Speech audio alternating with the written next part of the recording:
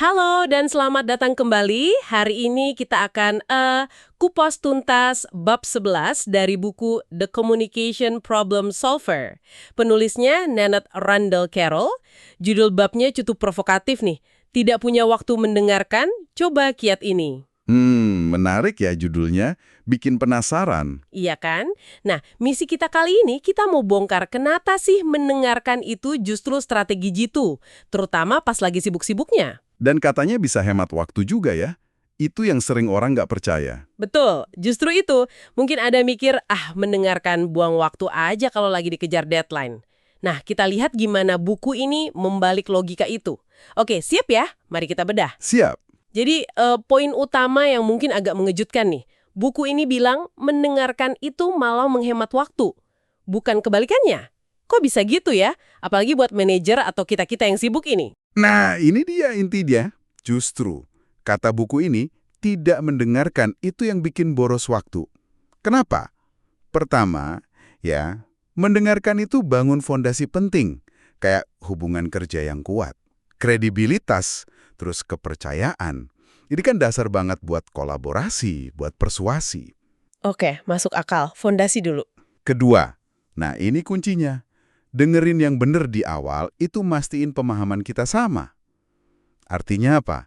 Ya, ngurangin miskom, ngurangin salah, jadi nggak perlu kerja ulang. Hemat waktu kan? Oh iya, kerja ulang itu memakan waktu banget. Betul. Ketiga, simple aja.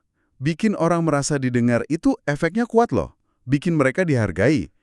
Ingat nggak latihan 3 menit di buku itu? Oh yang itu ya? Iya, itu nunjukin betapa banyak yang bisa kita tangkap dan rasanya didengarkan itu anak banget. Persis. Terakhir, ya jelas vital buat fungsi manajerial lain. Delegasi, jelasin ekspektasi, kasih feedback, coaching, semua butuh pemahaman akurat dari mendengarkan. Oke, jadi jelas ya ini bukan sekedar soft skill biasa, tapi kayak alat efisiensi kerja gitu ya. Nah sekarang gimana cara praktisnya? Apalagi kalau waktu mepet. Bab 11 ini memang fokusnya ke kiat praktis. Mulai dari yang kelihatan sepele tapi penting banget, bahasa tubuh. Bahasa tubuh ya? Iya, bukan cuma soal sopan, tapi ini sinyal kita serius dengerin. Kontak mata, terus postur terbuka. Postur terbuka tuh maksudnya gimana? Ya, nggak nyilangin tangan, nggak sambil mainan HP atau lihat kertas lain. Menghadap ke yang ngomong. Itu penting. Oke, jadi posisi badan ngaruh ya? Ngaruh banget. Lalu ada juga isyarat verbal minimal. Kayak gimana tuh? Ya, sekedar bilang, oke, saya paham, gitu. Buat nunjukin kita masih ngikutin tanpa harus motong pembicaraan. Iya. Biar yang ngomong merasa didengarkan terus ya. Betul. Dan yang paling inti nih, ada 3 teknik kunci buat klarifikasi. Biar yakin pemahamannya sama. 3 teknik ya? Apa aja tuh? Pertama, mengulang atau restating. Kedua, pertanyaan klarifikasi. Ketiga, memparafrase. Oke, coba saya breakdown yang pertama. Mengulang. Berarti kita ulang persis kata-kata lawan bicara. Mungkin bagian kuncinya aja kali ya? Tepat. Misal, rekan kerja bilang, kayaknya deadline ini nggak kekejar deh, soalnya proyek B ngita waktu banget. Kita bisa ulang, oke, jadi khawatir nggak kekejar karena proyek B ya, gitu. Nah, itu contoh bagus banget. Itu ngasih sinyal, kita denger dan kasih kesempatan dia buat nambahin atau koreksi kalau perlu. Oke, paham. Lalu yang kedua, pertanyaan klarifikasi.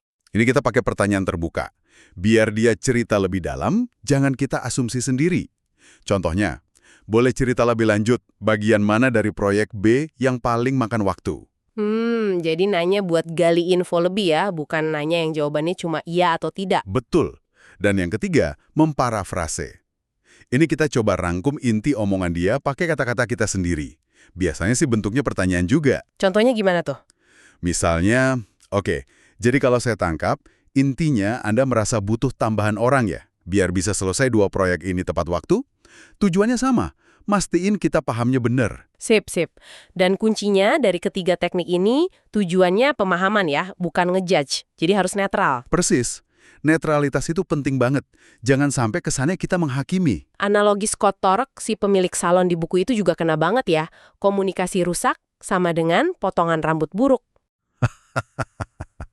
Iya, itu bagus. Bener kan?